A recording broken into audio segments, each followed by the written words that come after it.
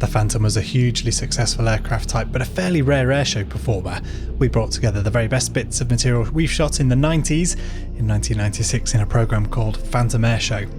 This excerpt is from that programme, featuring 74 Squadron's final days with the type, a really dramatic German Air Force display, and we'll end with some notes of optimism around civilian operation of the type. Of course we know that wasn't to be, but lovely to look back on this material at the OFMC aircraft at Duxford. We'll kick off with this media day at 74 Squadron. The day has started cold, wet and windy, but 6 of 74 Squadron stalwarts are about to make their contribution to global warming.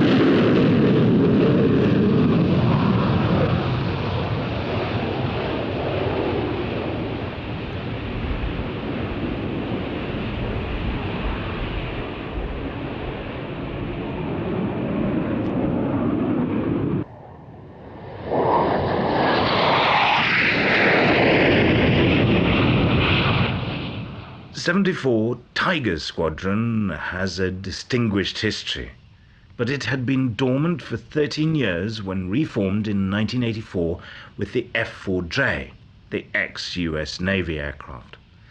They converted to these FGR-2s in January 1991, and by September 92 they were the only Phantom Squadron remaining in the RAF. Archie Liggett and Mark Mainwaring prepared to give their last display.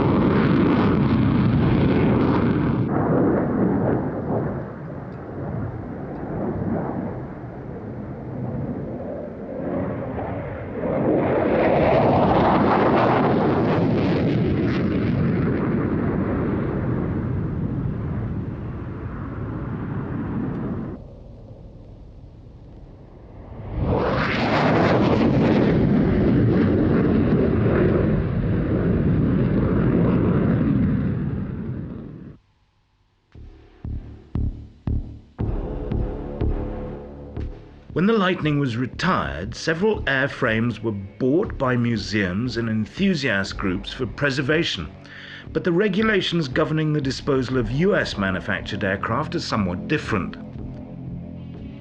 The majority of these will go to scrap, possibly by way of BDR training and the fire dump.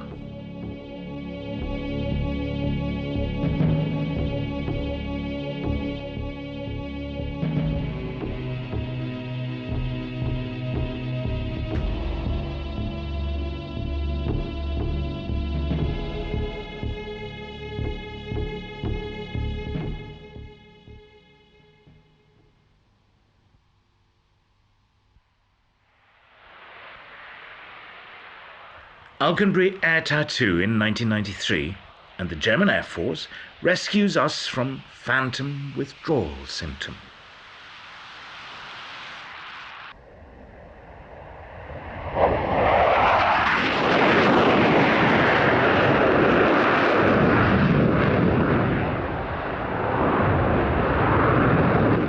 The German Air Force ordered the F-4F in 1971 when it became clear that the Tornado could not be developed as an interceptor quickly enough.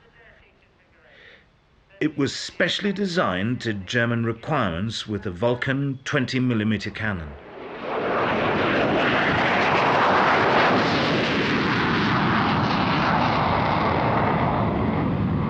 JG-74 retired their starfighters in 1974 and completed retraining in the Phantom in 1976 in the interceptor role.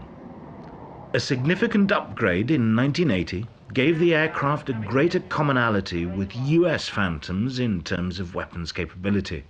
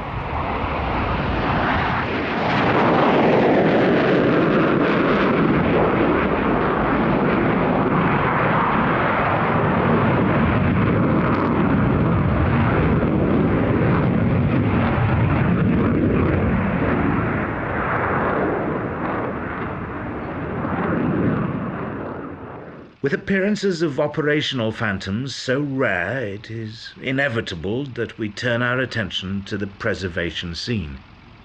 Mark and Ray Hanna run the old flying machine company at Duxford and are in the forefront of private jet operation with a T-33, F-86 Sabre, MiG-15 and now several Hunters.